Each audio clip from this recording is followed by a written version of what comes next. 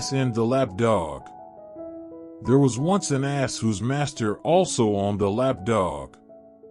This dog was a favorite and received many a pat and kind word from his master, as well as choice bits from his plate. Every day the dog would run to meet the master, frisking playfully about and leaping up to lick his hands and face. All this the ass saw with much discontent. Though he was well fed, he had much work to do. Besides, the master hardly ever took any notice of him. Now the jealous ass got it into his silly head that all he had to do to win his master's favor was to act like the dog. So one day he left his stable and clattered eagerly into the house.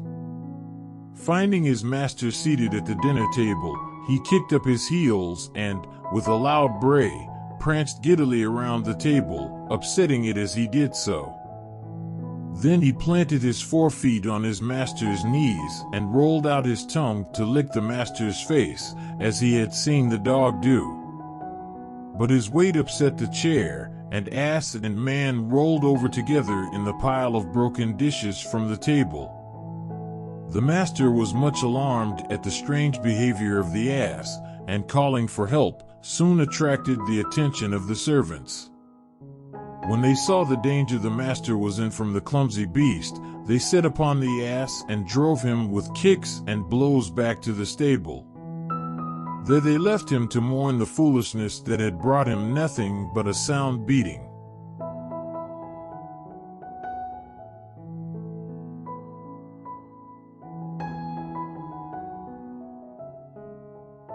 The Bull and the Goat.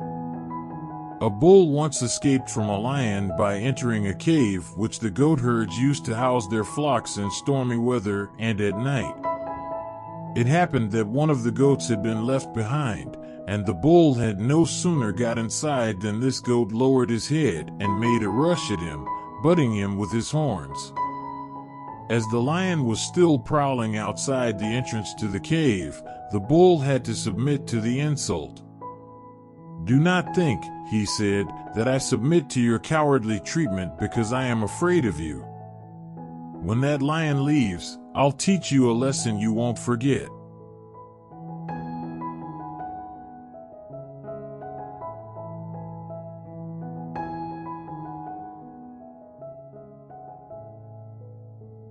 The Milkmaid and Her Pail. A milkmaid had been out to milk the cows and was returning from the field with the shining milk pail balanced nicely on her head. As she walked along, her pretty head was busy with plans for the days to come. "This good, rich milk," she mused, "will give me plenty of cream to churn. The butter I make I will take to market, and with the money I get for it I will buy a lot of eggs for hatching. How nice it will be when they are all hatched and the yard is full of fine young chicks. Then when May Day comes I will sell them, and with the money I'll buy a lovely new dress to wear to the fair. All the young men will look at me. They will come and try to make love to me, but I shall very quickly send them about their business." As she thought of how she would settle that matter, she tossed her head scornfully, and down fell the pail of milk to the ground. And all the milk flowed out, and with it vanished butter and eggs and chicks and new dress and all the milkmaid's pride.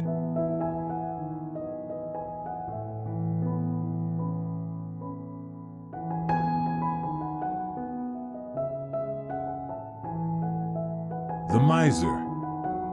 A miser had buried his gold in a secret place in his garden. Every day he went to the spot, dug up the treasure and counted it piece by piece to make sure it was all there. He made so many trips that a thief, who had been observing him, guessed what it was the miser had hidden, and one night quietly dug up the treasure and made off with it. When the miser discovered his loss, he was overcome with grief and despair. He groaned and cried and tore his hair. A passerby heard his cries and asked what had happened. "My gold! Oh, my gold!" cried the miser wildly. "Someone has robbed me." Your gold. There in that hole? Why did you put it there? Why did you not keep it in the house where you could easily get it when you had to buy things? Buy, screamed the miser angrily. Why, I never touched the gold. I couldn't think of spending any of it. The stranger picked up a large stone and threw it into the hole. If that is the case, he said, cover up that stone. It is worth just as much to you as the treasure you lost.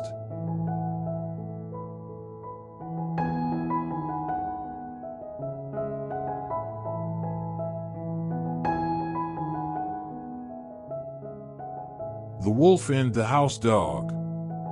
There was once a wolf who got very little to eat because the dogs of the village were so wide awake and watchful. He was really nothing but skin and bones, and it made him very downhearted to think of it. One night this wolf happened to fall in with a fine fat house dog who had wandered a little too far from home.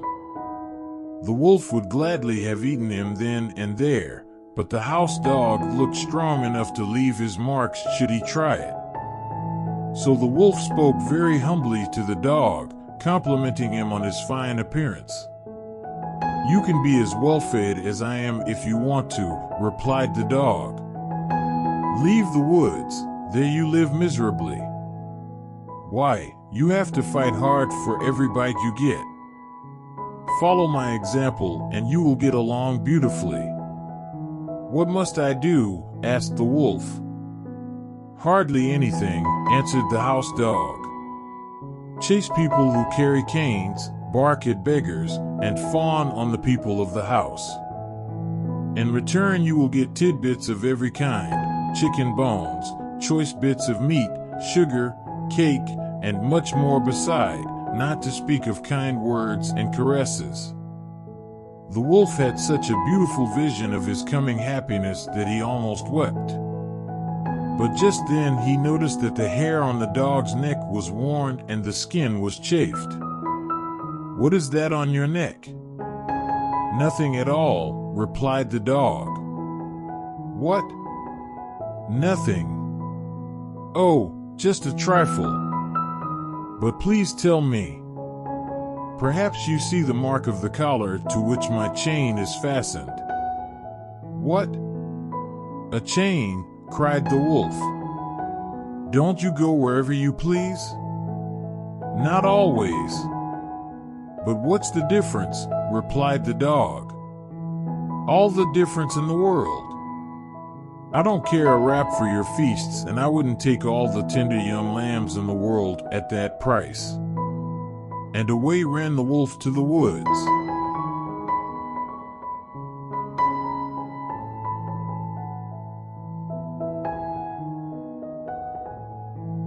The Old Lion and the Fox. An old lion, whose teeth and claws were so worn that it was not so easy for him to get food as in his younger days, pretended that he was sick. He took care to let all his neighbors know about it, and then lay down in his cave to wait for visitors. And when they came to offer him their sympathy, he ate them up one by one.